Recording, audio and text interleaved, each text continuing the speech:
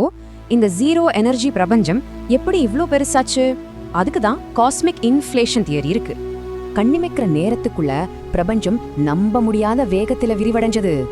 ஆனா பிக் பேங்கிற்கு முன்னாடி என்ன இருந்துச்சுன்ற கேள்வியே தப்பா இருந்தா என்ன பண்றது?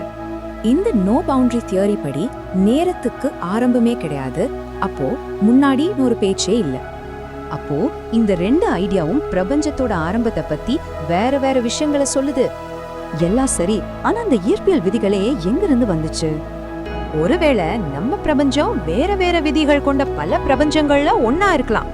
நாம மறுபடியும் முதல் கேள்விக்கே வரும். ஒண்ணுமே இல்லைன்னா என்னன்னு நமக்கு தெரியும்னு நினைச்சோம். ஒருவேளை எதுவுமே இல்லாம இருக்கிறது தான் அசாதாரணமான விஷயமா இருந்தா, ஏதாச்சும் ஒண்ணு இருக்கிறது தான் இயல்பா?